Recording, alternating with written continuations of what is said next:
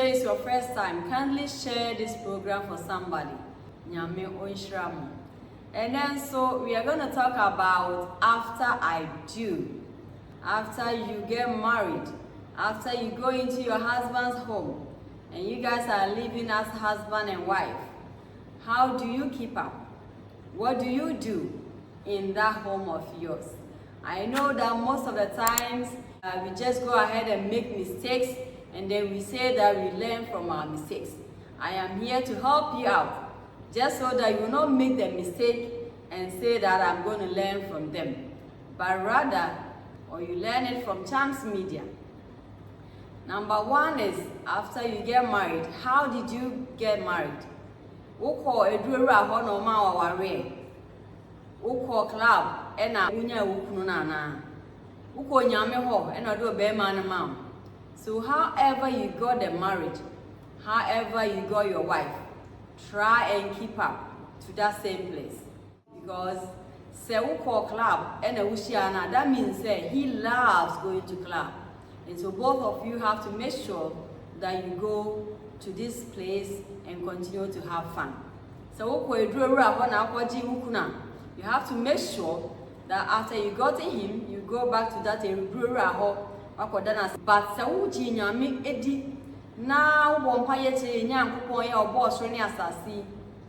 if you ask God for the husband or for the wife, and God gave him or her to you, make sure that both of you will continue to worship God in truth and in spirit. And then as a man, make sure that your respect is your number one thing. Just as the man, love is his duty in that marriage. Your job is to continue to respect him, and he will continue to love you. That is your job. Everything else just comes as you go. Some people think if I'm respecting my husband, it is me bowing down to him. No, it is how you talk to him. It is how you feed him. It is how you contribute when there are issues. It is how you solve issues when issues come. You give him the due respect as a man. You let him know that he is in charge of the house. And a man, because you are in charge of the house, it doesn't mean you are in control of that woman. It doesn't mean that you have to control her. It doesn't mean that you have to be the boss over her. No, it just means you are just responsible. So in any ways, I'll say that being a man of the house is actually a responsibility. It's just a word you must super, because as you do is on you. Is on you. Everything that will happen in that house, it's on you as a man. And so it is a responsibility. It is not a poster. Say, yeah, I am the man of the house. I have control over you. What I tell you to do, you will do. No, it is not like that. I want you to continue to celebrate each other. Continue to be each other's cheerleader. Continue to support each other. Continue to be like, make him your best friend. I told this to somebody one day, and the person said, no, I cannot let my husband be my best friend. But I want you to know that that is the best thing you can ever do in marriage. Yes, because he's your best friend, he will be your biggest cheerleader. You support him in every aspect. You cheer for him even when things are not going well, because you know that he has the potential and that he can do it. Because he's your best friend, you share everything and anything with him. When there is a gossip, he is the number one person you think about. Hey, guess what? He's never going to tell anybody. While Sam is safe, he won't tell nobody. And that is the beauty of marriage. Instead of you to go and share it with a friend, instead of you to go and share it with somebody, and share it with your husband, share it with your wives. Get that friend in each other. Also, I want you to make sure that you always forgive each other. There is forgiveness in that marriage. Yes, don't hold grudges against him. Don't write it down and say, oh, last month we away, last year we away. In fact, yesterday you did it. No, try and forgive. When there is something, you talk about it. And once you talk about it, it's gone. That is especially for women. Women, when you do something to us and you talk about it, and if whoever has to apologize, it's out of our mind. But if you don't talk about it, trust me, you might not enjoy good sex.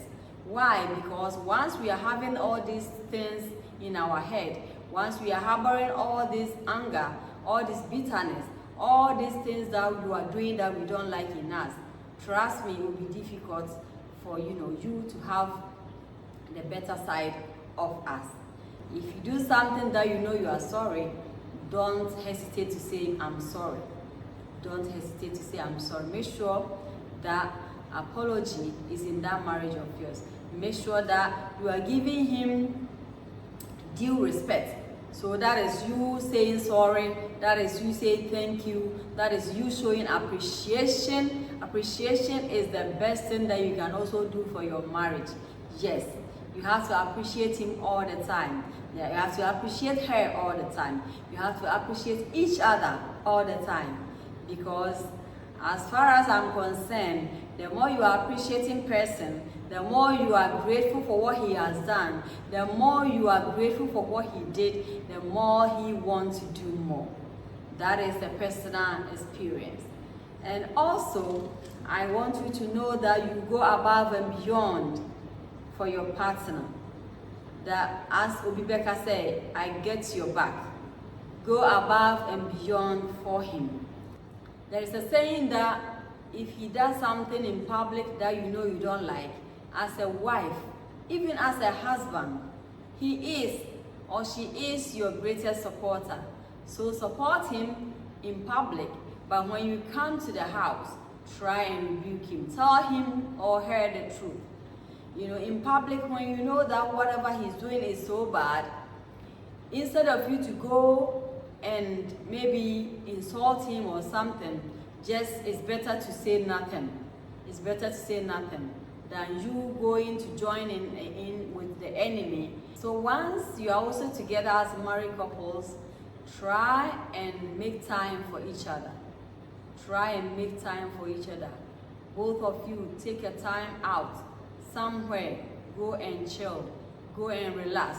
Go and enjoy each other's company. And also, because you are married, does not mean that you don't have friends anymore. Does not mean that you don't have me time anymore. Does not mean that he doesn't have friends anymore. Except you have to choose, or you have to make sure that the friends that you choose are friends who are in support of marriage.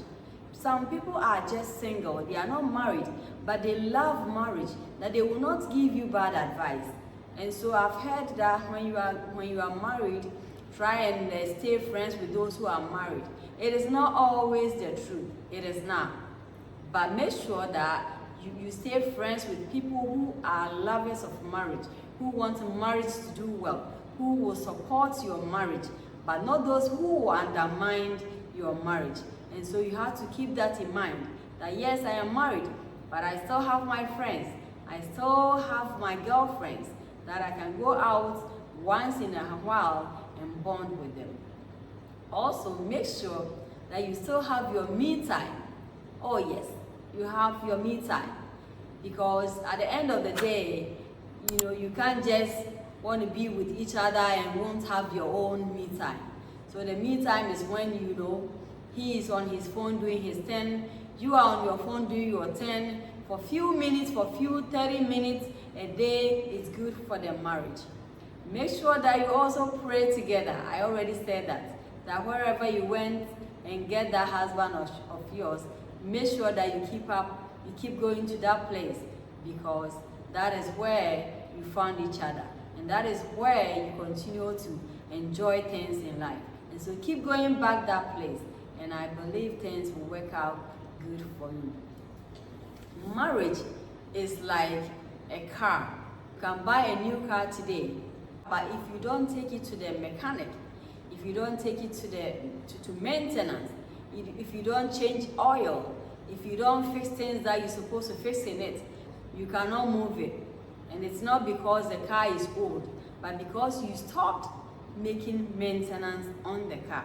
And so as a person who has been married for a few years, I want to tell you that once you are married, continue to make maintenance in that marriage of yours. Sit down and talk about the things that you are doing to each other, the things that you are doing that are not right, the way that you talk to her, the way that you talk to him, things that are not going right. Sit down and talk about it. Make sure that you will not stop being romantic to each other. Romantic is not just the job of the man. As a matter of fact, it's not just the job of the woman either. Both of you can be romantic for each other. Both of you can do romantic things for each other. Both of you can plan romantic things for each other. So, because you are married doesn't mean that you're going to micromanage your husband. You're going to micromanage your wife. No. Give each other room to be themselves. Give each other room to, have that free moment of them, so that they will not feel like, don't want your wife to feel that way. You don't want your husband to feel that way. Yes, you are married, but bring total transparency. Bring trust. Bring trust among you and between you. Yes, you go and meet your friends. He will go and meet his friends. But at the end of the day, because you trust each other, because there is total transparency, you are not worried when he is gone. There is no doubt when he is gone. You don't think that he will do anything behind your back, because you trust each other completely, and you have given each other that room to trust each other. And so you continue to build that trust, and that will help their marriage. I also want you to know that once you are married, as a woman, make sure that you take care of yourself. Make sure that you take care of yourself as a man, so that both of you will continue to be attracted to each other. That is the best you can do. And make sure that your sex life continue to grow. If you got married and your sex life is on level 1, make sure that every year you will improve it. You improve it to be better. You improve it so that you can learn new things, to improve your sex life. A lot of things you can read about them. A lot of things you can hear them from a Christian website or wherever both of you like to, listen to things. You can go there and learn. There is also one thing that I want you to know. Don't go for problems to come before you go and talk to your mentor about it. But as soon as you got married, make sure that every now and then you talk to your mentor, you talk to your counselor, as in a form of advice, as in a form of just, feeding you what you're supposed to know about marriage. Some people will go to church. Some people will go to places that they will hear motivational things about marriage, so that you won't wait until there's an issue before you go and get wisdom. You won't wait there's an issue before you go and listen to reasons. You won't wait there's an issue before you go and have resources that will help their marriage. No. Once you get married, make sure that both of you always get that resource that you need that will help their marriage.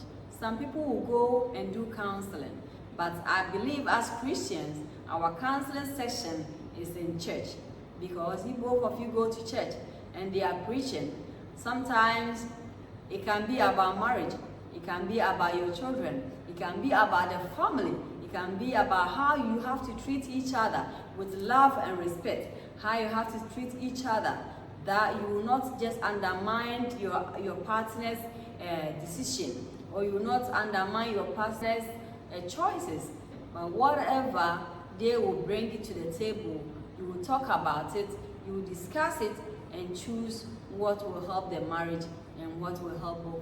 So now that you are married, you only have one goal, and that is to enjoy your marriage. Take divorce out of your vocabulary. Make sure that you are marrying till Jesus comes. Make sure that you are married till death do you part. And because you have that mindset that you are going to marry until Jesus comes, you do your best to like each other. You do your best to, enjoy each other's company. You do your best to laugh with each other. You do your best to make sure that you still like each other, even after 20 years of marriage, after 30 years of marriage, after 40 years of marriage, you will still like each other, and you still want to spend time with each other. And it is something that you have built. It doesn't come natural. It is not easy. You have to, be intentional about it. You have to make up your mind that I want to enjoy my marriage here on earth. I want to enjoy my husband. I want to enjoy my wife. That when we get into that bedroom, whatever my husband wants, whatever my wife wants, as long as it's not against my religion, as long as it's not going to harm me, as long as it's not going to hurt me, as long as it is biblical, you can go ahead and do it, just because you want the marriage to do